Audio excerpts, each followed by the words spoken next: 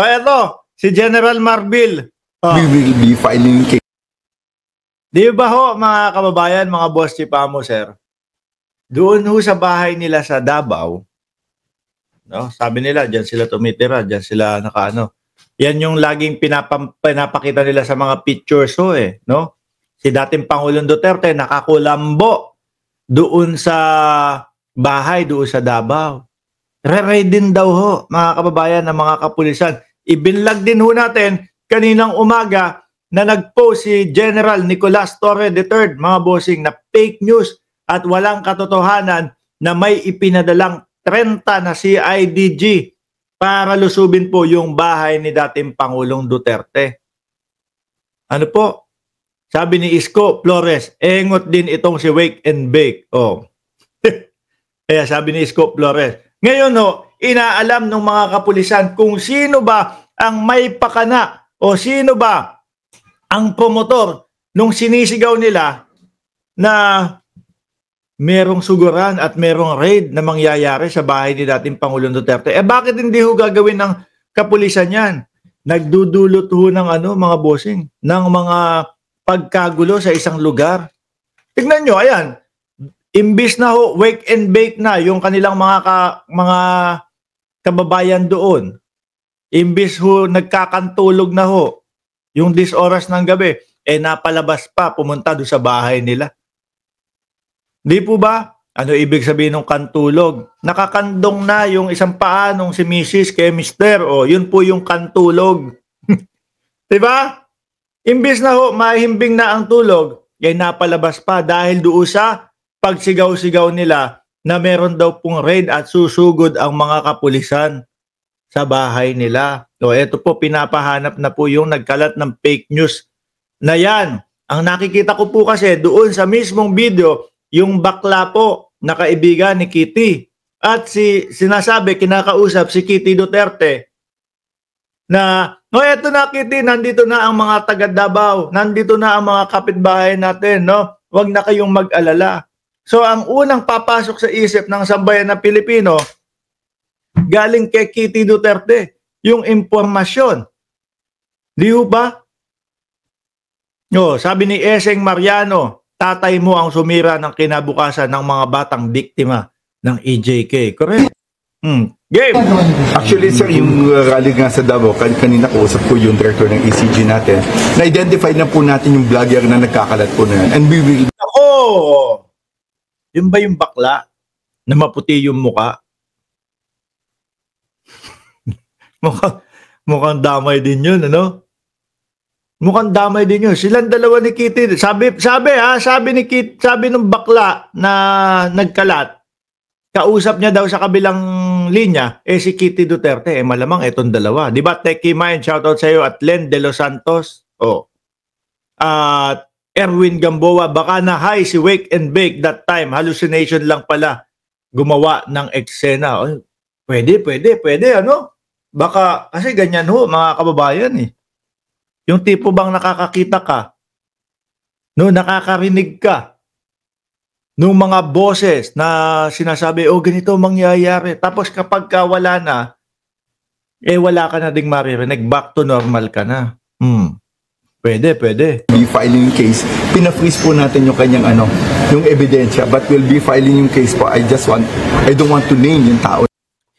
Punta po kayo sa amin, na-record po namin yung video na yon at kitang-kita po yung bakla doon na nagbibideo at sinasabi meron daw pong mga susugod na kapulisan doon sa kanilang lugar. Meron po kami noon. Na ipafile po namin, but we'll be filing a case doon sa isang tao na nagkalat, na re-raid din namin yung bahay ni... Yan. Nagdudulot kasi kayo ng kaguluhan. Di ba? Ano po ang motibo nung ginawa nilang ganun, mga kababayan? Gusto nilang ipamukha sa sambayan ng Pilipino na ang gobyerno ni Pangulong Bongbong Marcos, kasama po ang mga kapulisan, ay ginigipit po yung pamilya Duterte, mga kababayan. Para naman po magalit ang sambayan ng Pilipino kay Pangulong Bongbong Marcos. Kaso wala hong katotohanan. O ano po ang nangyari? Uwian lang ho sila. Di ho ba? nagpagod lang. Meron pang mga estilo, ano? Oh, sabi ni Kapitan, oh, kayo, dito kayo, diyan nyo itutok yung camera nyo. Oh, kayo, dito, diyan nyo itutok yung camera nyo.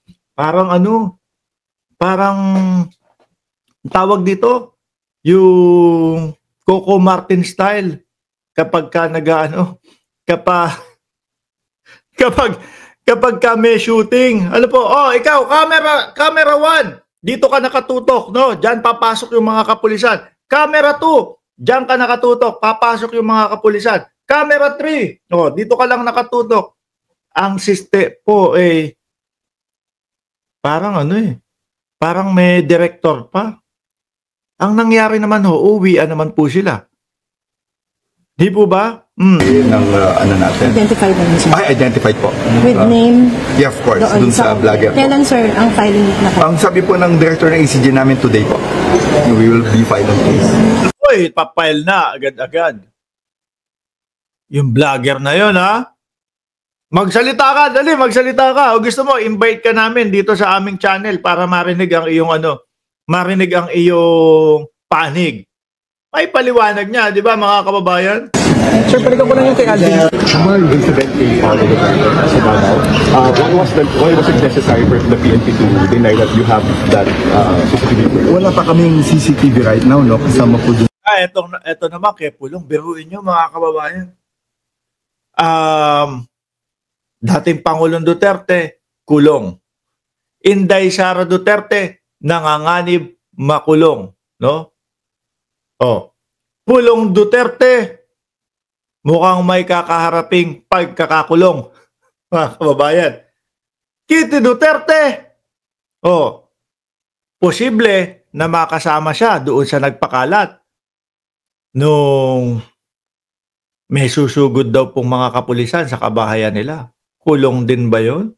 Naku, si Baste, si Baste, nagkukulong daw sa office niya.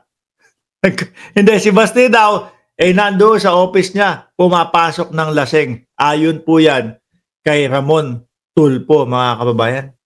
Wala Na ano na sila, no? Dati nung mga panahon ni dating Pangulong Duterte na sila ay nasa itaas, nasa kanila ang kapangyarihan, mga kababayan. Diyos ko. Walang mga ganito no?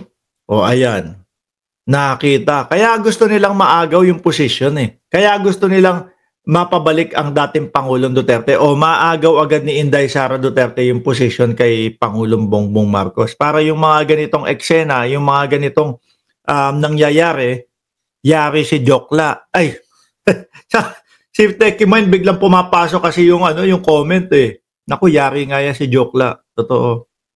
Para yung mga ganitong mga pangyayari, wag nang lumabas sa publiko. Di ba? Ano sabi ni Neng Gigi? Si Kitty daw kasi nag-text doon sa vlogger regarding sa raid. Dapat si Kitty ang arestuhin nila. Ginamit lang yung tanghang vlogger. Yung backlogger daw. May nagkomento dito kanina Nasaan ba yun? Si Isko Flores, backloggers. Kayo talaga, ang dami niyong naiisip. Anyway,